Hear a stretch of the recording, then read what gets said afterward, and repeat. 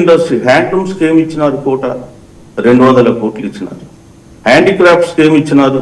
250 కోట్లు. దేశంలో అగ్రికల్చర్ తర్వాత అత్యధికంగా ఆధారపడేటువంటి వర్గాలు హ్యాండ్లూమ్స్, అదేవిధంగా ఈ హ్యాండిక్రాఫ్ట్ సెక్టర్ సంబంధించిన వీళ్ళకి ఏమి ఇచ్చారంటే మొత్తం ఇద్దరికి కలిపి 450 కోట్లు. So that is how rulers యొక్క యాటిట్యూడ్ తెలియజేస్తుంది. గత 10-12 సంవత్సరాలుగా హ్యాండ్లూమ్ సెక్టర్ను కావాలని చెప్పేసి ఇక్కడ ఈ గవర్నమెంట్ నిర్లక్ష్యం చేస్తూ వస్తుంది. That is no cluster at all. ఇవాళ హ్యాండ్లూమ్ సెక్టర్లో రుణమాఫీ గురించి ఎక్కడ కూడా ఎవరు మాట్లాడడం లేదు. మీరు బ్యాంకుల ద్వారా రైట్ ఆఫ్ ప్రపోజల్ చేసినారు. అదే విషయాన్ని నిర్మలా సీతారామన్ గారు ఇక్కడ పార్లమెంట్ లో చెప్పడం జరిగింది.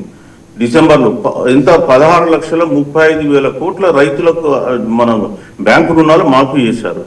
మరి మామూలు హ్యాండ్లూమ్ వీవర్స్ కు ఒక దేశవ్యాప్తంగా ఎంత అండి? మాట 1,000-1,500 కోట్లు ఉంటాయి. దాన్ని మాత్రం మాఫీ చేయడానికి మనసు రాదు. మీకు చెప్తున్నాను ఒకటి, ఎట్లా ఉంటుంది యాటిట్యూడ్ అనేది. సో అట్లానే ఇందులో ఎంఎస్ఎంఈ అన్నారు, బ్యాంకు రుణాలు. మీరు బ్యాంకు రుణాలు, ముద్రా రుణాలు తీసుకుంటే గత 12 సంవత్సరాలుగా వీళ్ళు వచ్చిన తర్వాత పెట్టిన తర్వాత దాదాపు 40 లక్షల కోట్ల రుణాలు ఇస్తే అందులో బీసీల వాటా కేవలం 20-21% దాట్లే. ఎస్సీ ఎస్టీల వాటా కలుపుకుంటే కూడా 7-8% ఇద్దరిది కలిపి మెజారిటీ 60%, 65% వాటా అగ్రవర్ణాలకు చెందినటువంటి వాళ్ళకి వెళ్తుంది. ఈ డాటా వాళ్ళే ఇచ్చారు గవర్నమెంట్ ఆఫ్ ఇండియా, మనం చెప్పింది కాదు. అలా ఎంఎస్ఎంఈ వెబ్సైట్ లోనే ఉంటుంది ముద్రా లోన్స్ గురించి, ఓసీబీసీ, ఎస్సీ ఎస్టీ. అంటే ఈ దేశంలో ఏది చేసినా ఆ స్కీమ్ ఫలితాలు, అంతిమ ఫలితాలు అనేది ఆధిపత్య కులాలకు, అగ్రవర్ణాలకే చెందుతున్నాయని నేను చెప్తున్నాను. సో ఇది పోతే రెండవది ఏంటంటే హైదరాబాద్ కు సంబంధించినంత వరకు తెలంగాణకు ఏం బెనిఫిట్ ఏంటంటే కొంత మీరు అటల్ స్కీమ్ లో ఒక 9,000 కోట్లు ఏదో కేటాయించినారు. దానివల్ల కొంత లాభం ఉంటే ఉండొచ్చు అటల్ స్కీమ్ది. రెండవది ఏమిటంటే మనకు ఈ రైల్ కారిడార్స్ వల్ల కూడా కొంత లాభం అయితే, కానీ ఇమీడియట్ గా అది వచ్చేది ఏమిటో చాలా టైం తీసుకుంటుంది. మూడవ అంశం ఏంటంటే ఇక్కడ తెలంగాణకు సంబంధించి ప్రభుత్వం ఎన్నో ఆశలు పెట్టుకుంది. రీజనల్ రింగ్ రోడ్డు కంప్లీట్ చేస్తామని చెప్పేసి, అట్లానే మనకు Musi river front development project గురించి, తర్వాత మెట్రో రైల్ ఫేజ్ 2 ప్రాజెక్ట్ గురించి, ఇట్లా చాలా వరకు రేడియల్ రోడ్స్ గురించి అనుకున్నారు. కానీ ఎట్లాంటి కేటాయింపులు ఇందులో జరగలేదు. సో మరి ఒక విధంగా కొంత మనకు ఈ అటల్ స్కీమ్ ద్వారా కానీ, లేదా ఐటీ సెక్టారు, లేదా మనకి ఇప్పుడు ఏదైతే డాటా సెంటర్స్ ఉన్నాయో, డాటా సెంటర్స్ 2047 వరకు ట్యాక్స్ మాఫీ ఇచ్చారు. ఆ డాటా సెంటర్స్ చాలా వరకు హైదరాబాద్ లో వస్తున్నాయి. మన దగ్గర ఆల్రెడీ అమెజాన్ డాటా సెంటర్, ఇంకా మిగతా కంపెనీస్ ఆల్రెడీ వచ్చేసినారు. సో దానివల్ల హైదరాబాద్ లో కొంత ఆర్టిఫిషియల్ ఇంటెలిజెన్స్ కు, తర్వాత ఐటీ సెక్టర్ కొంత ఊత లభిస్తుంది. దాంట్లో కాదని అనలేము కానీ, బట్ మేజర్ ఎంప్లాయ్మెంట్ ప్రోగ్రామ్స్ అనేది ఈ దేశంలో చేపట్టకుండా ఈ బడ్జెట్ లో పెట్టినటువంటి ఇన్వెస్ట్మెంట్ ఫలాలు బీద వాళ్లకు, పేదలకు చేరకపోతే లాభం లేదు. నిర్మలా సీతారామన్ చెప్తుంది 25 కోట్ల కుటుంబాలను మేము పేదరికం తెచ్చినాం గత 12 సంవత్సరాలు. అంటే ఈ దేశంలో వాటి పేదరికాన్ని నిర్వచించాల్సిన అవసరం ఉంది.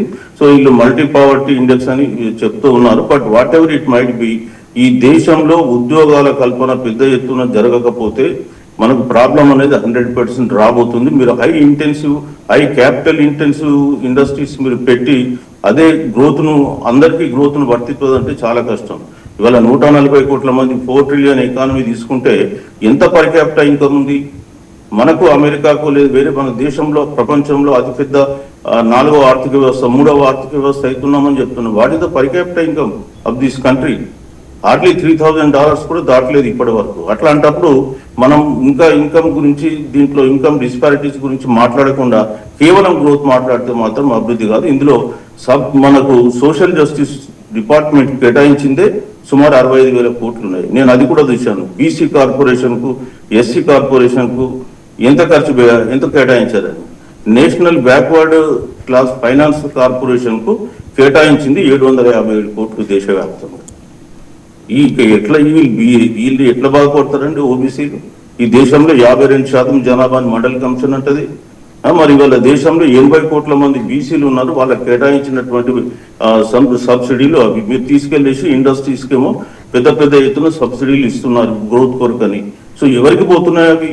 సో అల్టిమేట్ గా నేను చెప్పేది ఏంటంటే గ్రోత్ అనేది పేదవానికి రీచ్ కాకపోతే ఈ దేశంలో పేదరికం ఉంటుంది. నువ్వు ప్రపంచంలో 3వ ఆర్థిక వ్యవస్థ అయినా ఏ ఆర్థిక వ్యవస్థ అయినా పెద్దగా ఎవరికి ఉపయోగం ఉండదని చెప్తున్నారు. రైట్, థ్యాంక్ యూ చిరంజీవి గారు.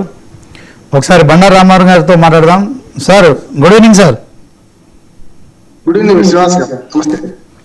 ఎట్లుంది సార్ బడ్జెట్ ఓవరాల్గా మొత్తానికైతే 53,40,000 కోట్ల కేంద్ర బడ్జెట్. ఇది అంకెల గారేడు అనుకుంటామా? దీంట్లో